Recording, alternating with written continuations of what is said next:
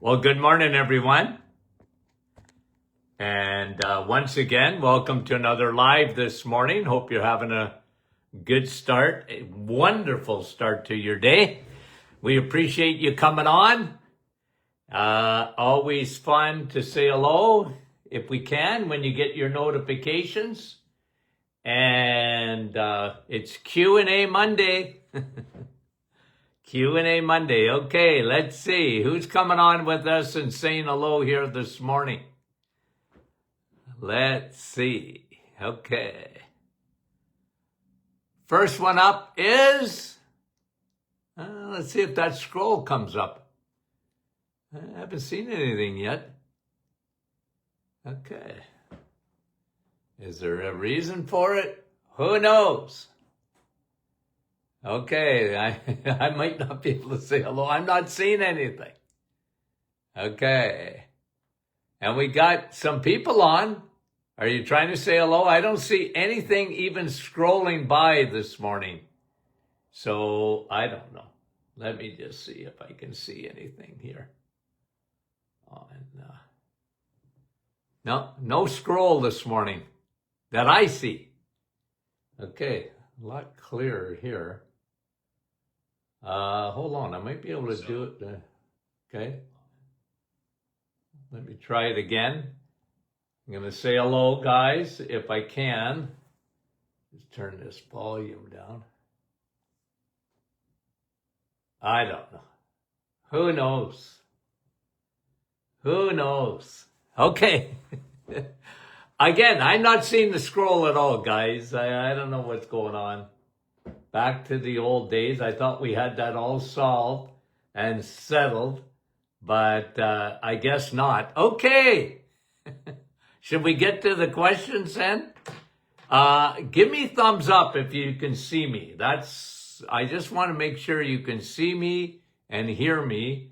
I have another device over here. I got 90, okay, a little bit behind. And I'm just asking for a thumbs up. See, I'm not even seeing that. See it if I see it on my other device. Nope, I don't see it. Okay. Anyway, hopefully there's no technical difficulties. Okay? As far as I know. Okay, so let's get to the questions. Not getting any feedback today, guys, and I am sorry about that. You know who you are. Okay? And comments will appear here. It says right on my screen, but I don't see one comment.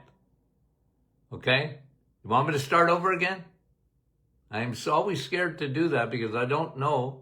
Like I said, I don't know if you're getting, hold on. Let me go back on my other device here before I try and do something else. Okay. Sorry for this, guys, but I want to make sure you're getting this. Anyway, I don't see anything.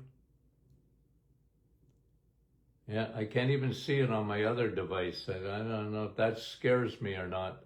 Anywho, okay, I'm going to get to the questions, and if somehow, some way you can let me know. What can I tell you? Okay, let's go to the questions. And this is Paul. Do I got two Pauls? I got two Pauls here. I don't know if they're both the same guy or not. But Paul says, okay, the Germans discovered that growing prostates. Okay, I think I had two questions about prostates this morning. Growing prostates are related to hormonal residue. Yeah. And a buildup of blood asphyxiation. Blood supply to the prostate. Big factor. And the fix, according to the Germans, is quercetin. You know how much I love that. And the French pine bark. Yeah, I love that too. Okay? I love that too. Pine bark extract, very powerful. Elevates your nitric oxide. That's why it can be so effective for the prostate. Think of the prostate, okay? And again, let me give you a little teaching on the prostate, because the prostate, especially prostate cancer and breast cancer, are identical twins, okay? And I've been saying that for years. Somebody yesterday actually put this on the private Facebook group, and it was a little discussion back and forth there about, well, my doctor said that men don't have estrogen. Okay, so when Dr. Martin says estrogen's a big problem with the prostate, I can't even remember who said it. Their doctor said, Dr. Martin's, well, he didn't say crazy, but he probably was thinking that in their head, because men don't have estrogen. Well, that, first of all, that's not true. Okay, men have estrogen, hopefully not too much. And it all depends. It's like a teeter-totter. Okay, it all depends on a man's testosterone. When testosterone is high, estrogen is low. But men were susceptible to estrogen, the xenoestrogens.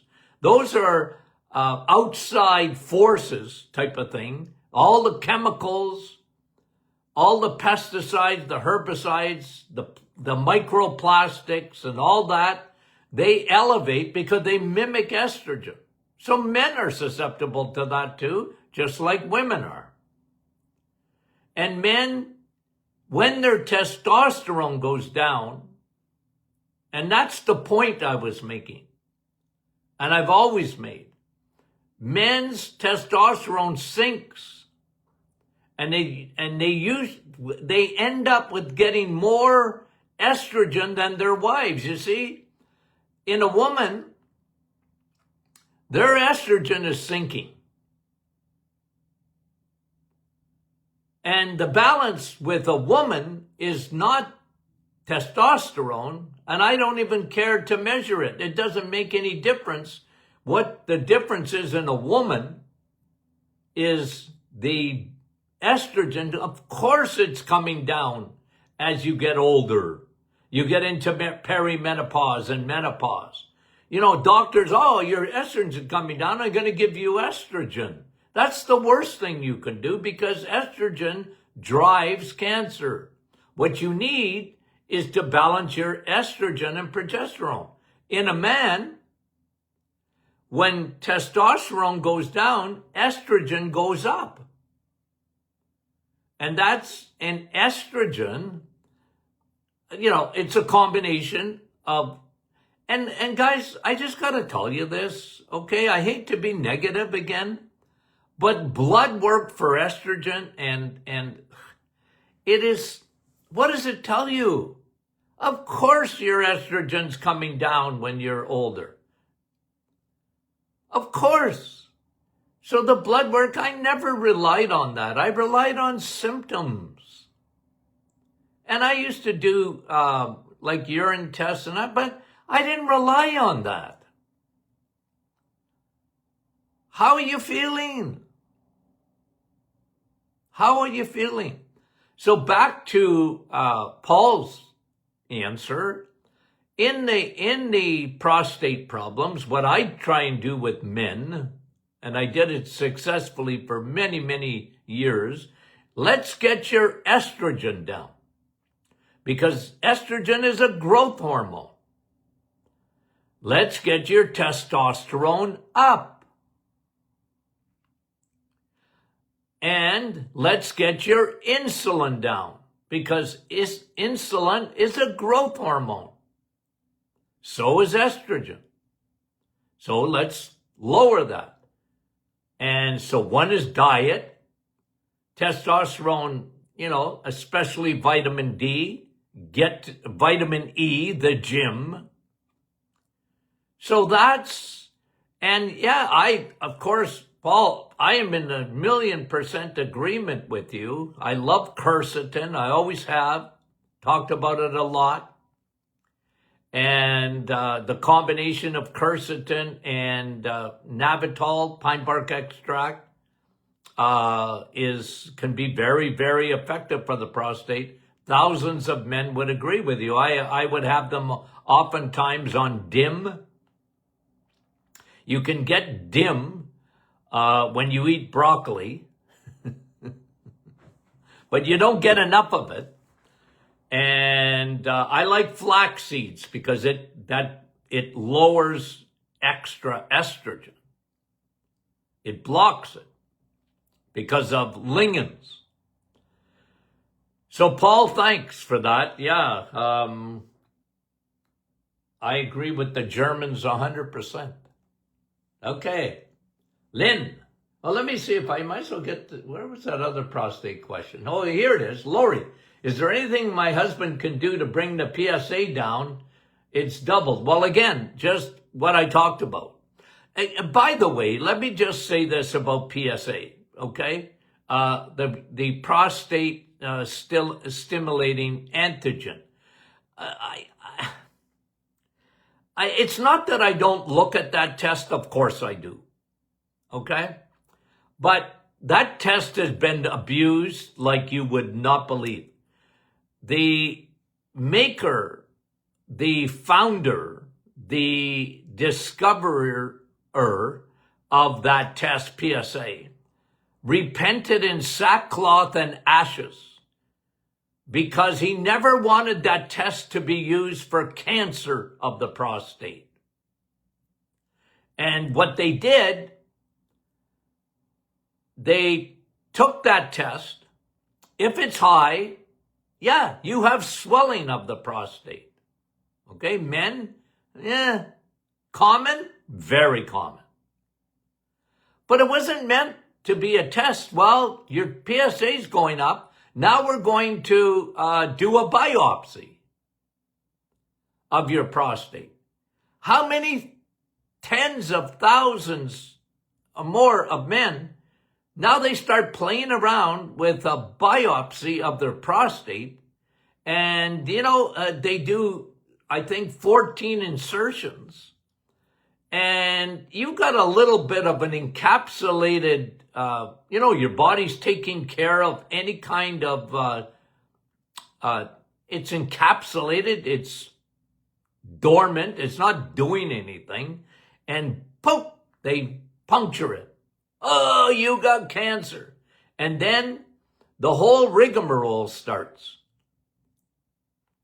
And like men used to, they come into my office, Doc, what do you think of the PSA? Well, I'm not against it, but it's not a cancer test. It's a swelling test. And if you would get your estrogen down and get your insulin down, that'll make a big difference. And sure, adding pine bark and quercetin, I love it. But guys, it was just overused. It's like, look, and I'm not telling people not to do it. I'm just telling you, I'm giving you the other side of it. It's like women with a mammogram. Well, you got to get a mammogram. You got to get a mammogram. And the problem is you get so many false positives. And a lot of women, they start the whole rigmarole. Like I said, if they see anything and then it gets started, then they're into biopsies. And then, boom. Hey, I was feeling good. All of a sudden now I got cancer.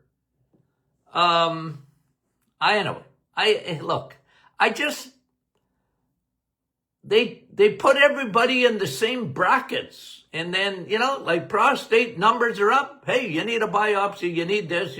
And right away, you're put into a chute. And it's the same with women. It bothered me. How many women got false positives and scared the living life out of them?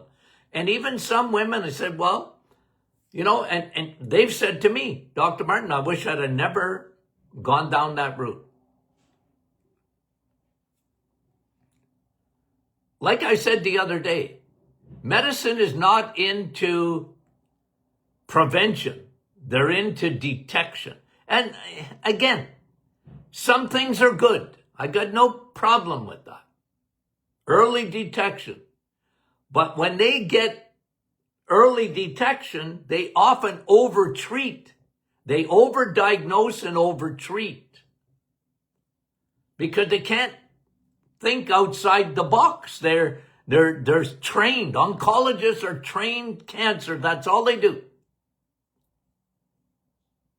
And where's the functional medicine doctor that looks at all things and says, well, let's just keep an eye on this thing. But like I said, I can tell you, I've been around a long time. That PSA was never meant to be a cancer test, ever.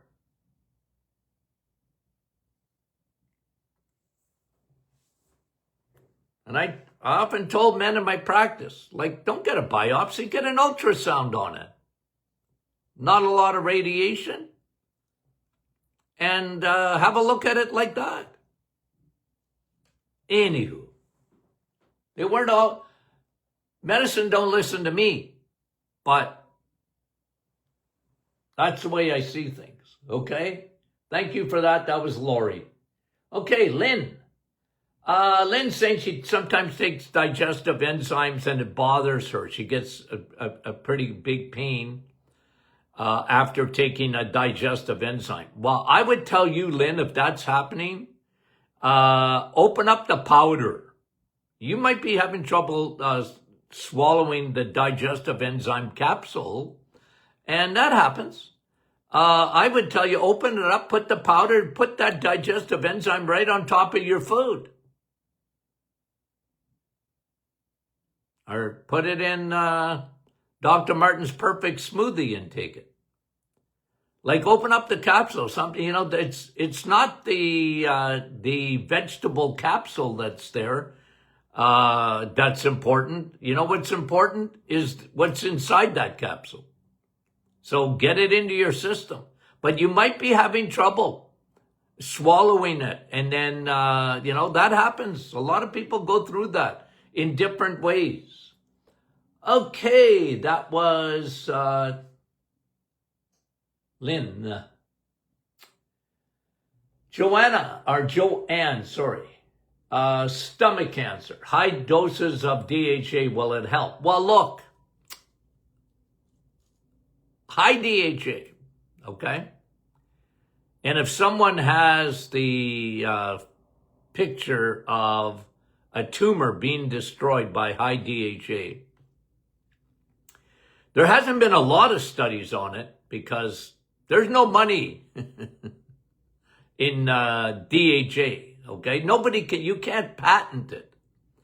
But there's a study and there's actually pictures of 14 days of DHA destroying tumors. And I have it somewhere in my library there. Maybe I'll post it afterwards, but if somebody has it, if you want to post it on the private Facebook group, that would be good. What was I going to say? Yeah, I would do it. Listen, my protocol for cancer is, one, don't feed it. So food, sugar. Cancer hates steak. Now, if they have stomach cancer, they might not be eating much, right? Therefore, I'd go to Dr. Martin's Perfect Smoothie to feed yourself with the bone broth and, make sure. But here's me, okay? Protocol, quickly. You get the diagnosis of cancer. 1, don't feed it. Okay? 1, don't feed it. 2, high vitamin D. That's what I would do. High vitamin D. Try and find out your vitamin D dehydroxy numbers and get them up big time because most people are extremely low. You want to fight cancer, you better have good levels of vitamin D. That's just in around the natural medicine. Vitamin D, anybody that ever denies vitamin D with all the studies there are, and it's incredible. And, like I told you through COVID, we should have been giving everybody the vitamin D. You heard it on this program. I talked about it every day. If they did nothing else, my word. But they didn't listen because there's no money in it. I hate to tell you that, but there's no money in it. And don't wait for your politicians. My word, they're bought and paid for. They're so gutless, I've never seen anything like it. Anyway, cancer, and I'm not telling you to not get chemo. I'm not telling you not to get radiation. You got to make that decision. Okay? But I tell you, put everything you can on your side. So, therefore, no sugar. One thing we know for sure, and we've known it since 1928. Sugar, cancer cells love sugar. Cancer cells have antennas looking for insulin to grow. And they look for estrogen. Knock it down. They look for cortisol, because cortisol pours gasoline on the fire. The stress hormone. Knock it down. Vitamin D. No sugar. I love curcumin. You should see the studies. Again, it's not mainstream because there's no money in it. But curcumin has a tremendous reputation. High DHA. I highly recommend that. Highly recommend it. Anything else I forgot? Anyway, look, it's sort of the poor man's treatment for cancer, because when you think of cancer, if you get the diagnosis and if you had the money and someone says, go to Mexico because they treat you differently there and they'll give you this and give you that. Well, I don't know. Maybe. I got no problem. You want to go to Mexico? You want to go to wherever, and they're giving you an alternative cancer treatment? Hey, I get it. But I'm telling you, what I recommend to my patients for almost 50 years, and that is, don't feed it. It's the poor man's thing. You got to eat anyway. Don't feed it. Get your vitamin D levels up. That's a poor man's fight of cancer. Prevention and even treatment. Prevention, for sure. Treatment, well, there's a lot of studies, but again, and, high DHA. There's only one study that I've ever seen. As far as cancer, I've seen a lot of studies on DHA, of course. But on cancer, I've only seen, if someone has more than one, could you send it to me? I haven't seen it. And I have a service that sends me all the studies. I haven't seen it. Not as far as cancer, but tumors. So that's why I do what I do, guys. I'm just telling you. Okay? You got to get your body in a lean, mean fighting machine. You're in the fight of your life. Okay. Let's see now. Again, I'm not getting no scroll this morning, so I have no idea what you guys, I'm just, like I said, I have no idea. Okay. That was Joanne. Thanks, Joanne. Lucy, what does Dr. Martin think of BPC? Those are peptides, 157, usually a synthetic peptide being used for regenerative effects. Well, I've been doing a fair amount of reading on these peptides, and athletes are using them. Alternative medicine doctors are using them, injecting, usually through injection.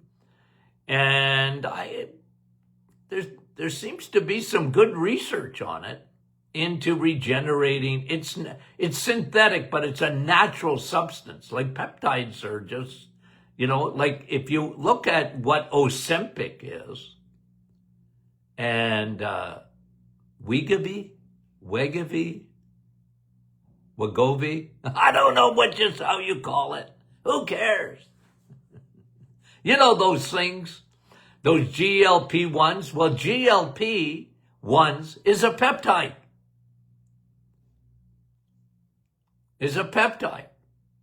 And they take it from the gastric juices, human gastric juices. And look, we all know about the GLP, and the only thing I don't like about that in terms of, there's a lot of side effects for the GLP-1s. A lot of side effects. And we're talking about an issue, because they were designed for diabetics. You're talking about an issue with food. And at the end of the day, I can understand why people would want to go on them to lose weight, but there's a lot of side effects, number one, and it really doesn't fix you're not as hungry, your peristalsis is slowed down, I get all that, okay? That's the GLP-1. But at the end of the day, when they come off of it, you got to fix the issue of, and I always said the issue isn't calories. It really isn't that. It's an issue of fuel. Because people that consume the wrong fuel, that live on carbohydrates, generally, they put grains and carbohydrates at the top of their food chain, protein and fat, good fat, at the bottom of the food chain. Well, that's what happens. Look at the amount of obesity we have. And then you add high fructose corn syrup, and that is a disaster waiting to happen. So GLP, temporarily, it works. There's no doubt about that. But you're still not getting at the main issue. You have to change fuels. But these peptides that they're injecting into injuries, degenerative conditions in the joint, there seems to be some good results and research that I like. And I haven't seen any side effects thus far. I'm no expert in this, guys. But I love reading. And I have talked to doctors who use it in their practice. And they like it. Orthopedic guys. Not all of them, of course, but some of them really like it. Okay. Anyway, good question. Thank you very much.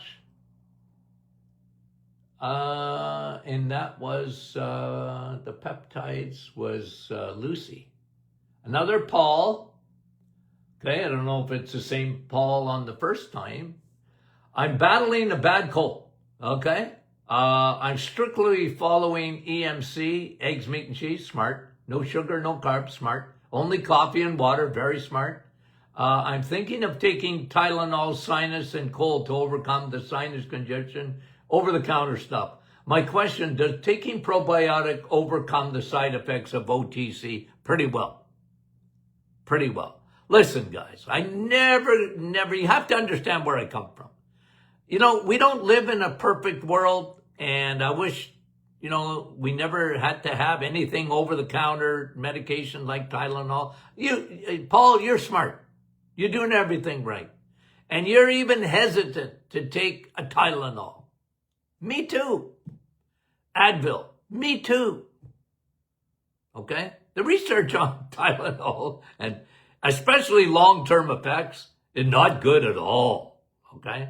It's not. But Okay, it's like you got to take an antibiotic. You got an infection. Okay? I'm all for it. I am. I never tell people not to take an antibiotic. Well, first of all, I'm not in practice anymore.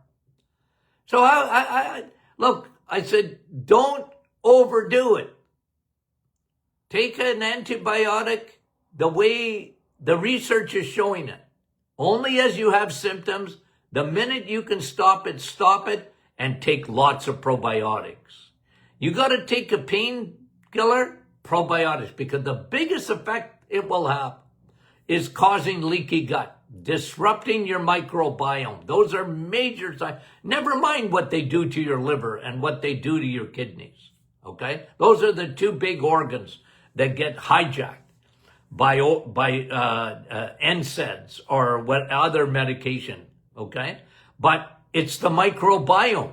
And when, one of the best things you can do to detox and keep you from the side effects of those medications like Tylenol is probiotics, broad spectrum probiotics, soil-based, with the right strains.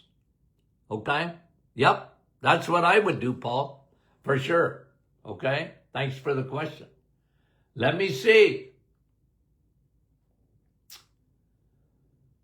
Deborah, do we still get vitamin D in my greenhouse? Probably not much. Look, your greenhouse, good for you. You get melatonin. Okay? If it's sunny out and it's 40 below, you get melatonin. Just on a bright, sunny day. But you're not getting vitamin D because your solar panels are not being exposed. Your arms, your legs. And in a greenhouse, you probably get a little bit. I got no problem with that. But you look, you gotta take a supplement of vitamin D. Almost everybody does. Even the people in Florida, you know what? They don't even get enough sun. They're scared skinny of it. You need to take a supplement. It's inexpensive. Take vitamin D with K2, and it's good for you, okay? And I've taught you this before. The math they did to figure out vitamin D levels was, they ought to repent in sackcloth and ashes. They were so off. And they scared the life. I read an article this morning. Oh, vitamin D is good, but, vitamin D is good, but, you might get a kidney stone. So be careful, and they never see it. The research has been done on vitamin D. You can't overdose on vitamin D. It's almost impossible. You should see some of the studies. 50,000 units, international units a day for 6 months. And they still weren't forming calcium stones. If you take it especially when you take it with K2, the M7. Now,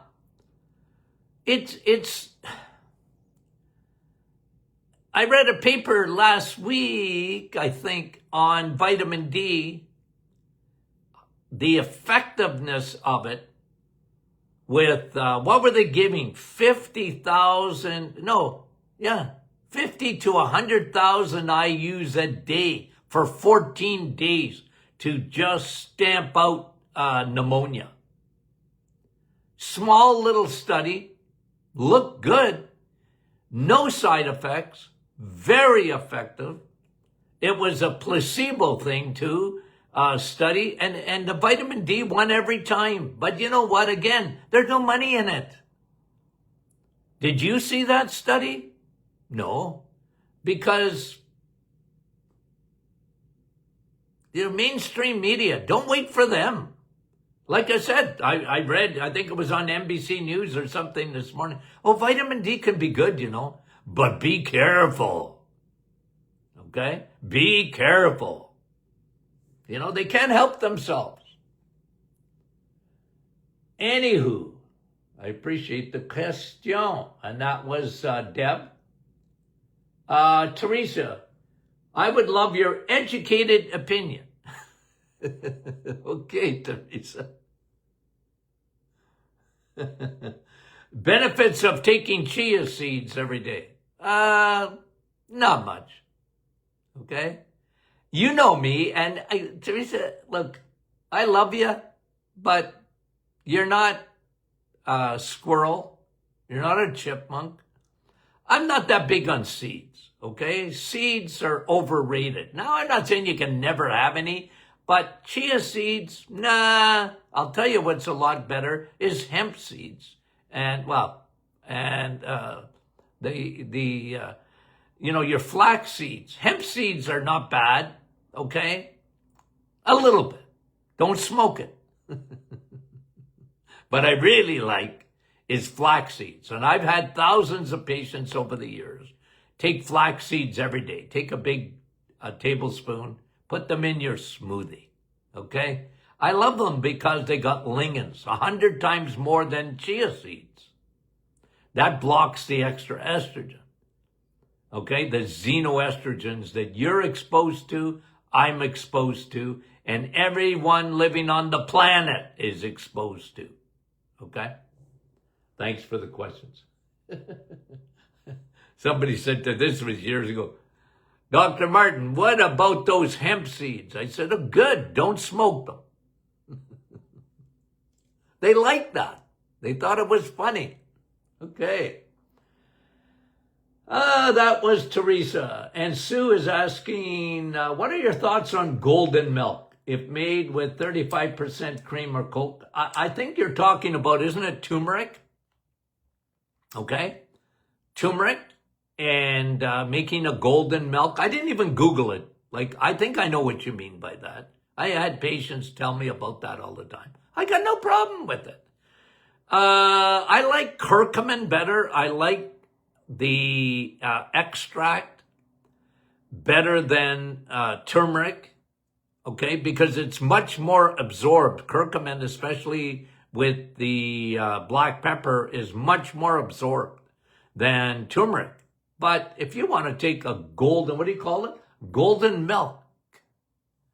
Yeah, using cream or coconut. Yeah, I got no problem. No sugar added, right? Hey. Okay? I like turmeric, but I like curcumin a lot better. Just in terms of getting the ingredient bioavailable so that your body absorbs it. Okay? And I talked to you earlier about the studies on curcumin, and curcumin's very good for you. Very good for your brain. It's very anti-cancer. Okay? Very anti-inflammatory. It really is. And there's a lot of studies on curcumin. Lots of studies on it. Okay? Thank you. That was Sue. Milk thistle, Joanne is asking. Yeah, I like milk thistle. But again, okay, if you milk thistle is good. It's good for your liver, for sure. But the best thing for your liver is to empty it. So that's why when you talk about the liver, I want it empty. I don't want it full of fat, because fat is what gums it up. And you got to degum it. And you degum it by eating eggs, meat, and cheese. It empties your liver. Doesn't take long, by the way. You can empty a liver pretty quickly. Okay? And so it's food mostly, because what gums up a liver is when it's full of glycogen, turned to fat, and the body, your insulin is always looking for parking spots. if your muscles don't have much room, guess what happens? It's the liver. And when the liver gets gummed up, your body has an unlimited capacity to make fat cells. And it will surround your liver with fat, big time. And that makes it gummed up. It won't detox the way you should. Right? So how do you fix that? Well, really, it's a food thing. And the liver is a self-cleaning oven when it's empty. And it'll produce a lot of glutathione when it's empty. And glutathione is Velcro. And it sticks to heavy metals, toxins, yeast, parasites, and that kind of thing. But you need an empty liver. That's why, so when someone asks me about milk thistle, you can take all the milk thistle in the universe, and if you're having a bad diet full of sugar and high fructose corn syrup and things that gum up the liver and crappy carbohydrates and bad oils, well, you know what? All the milk thistle in the world ain't going to fix that. So that's why you don't hear me talking about it so much. You have to understand where I'm coming from. I'm a nutritionist. My PhD was in nutrition. So I'm a food guy first. And of course I believe in supplements. Big time. Okay? If you're not supplementing in this day and age, you're making a big mistake, in my opinion. Okay? I.e., vitamin D, i.e., usually B12, okay? I.e., DHA, i.e., probiotics. I'm big on that. Why am I so big on it? Because we don't get enough. But food's got to come first, guys. On top of the food chain is food for your health, okay? What you eat. Very important. Okay, so all I'm saying is that. And I love supplements. You want to add milk thistle? Got no problem with it. But like I always tell people, you are not detoxing. And I don't care what you do. A lot of people think a detox starts with their bowel. No, it don't. It starts with your liver. And it starts with your kidneys. You even want your brain detoxing. You got a self-cleaning oven, your body. It's fearfully and wonderfully made. I talk about that in Rebuild Your Temple. Did you get the book yet? Number one. Health book in Canada. And let's make it number one in the States too. It should be, I think, in my opinion. And I'm very biased. Okay, let me see. Are we done here? Two more. Okay, Laura, what can Dr. Martin say? Intercostal muscle strain. Well, I'd be on high doses of curcumin with Navitol, very anti-inflammatory.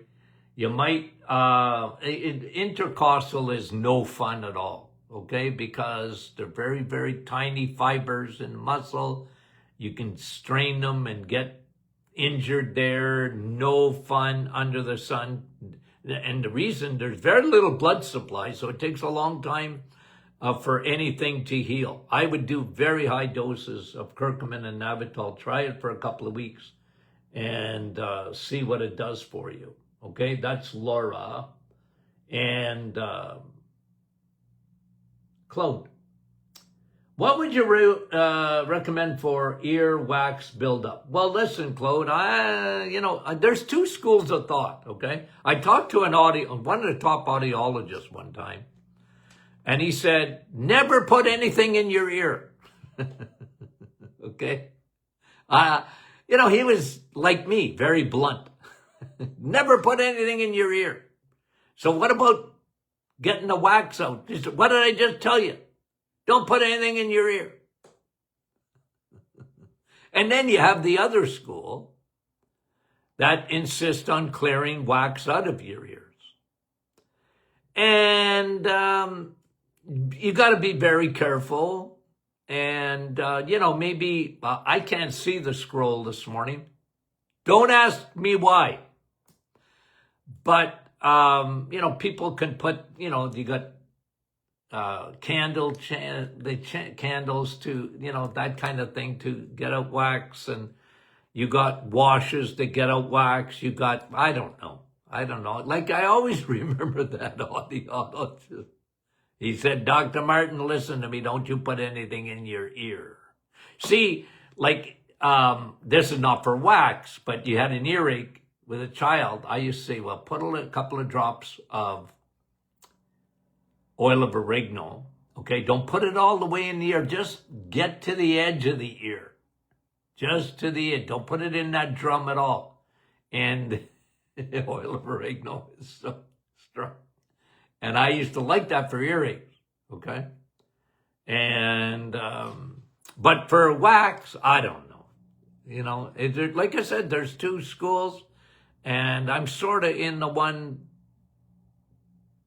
more, a little bit leaning, not dogmatic about it, by not cleaning the ears all the time. But anyway, someone can set me straight. Okay, guys, we love you. I hope you were hearing me and seeing this morning. Okay, we got a good week coming up, okay? And always send in your questions, guys, to info@martinclinic.com. Don't forget the book, Rebuild Your Temple. We love it. We love when you guys tell us how much you love it. We appreciate that, okay?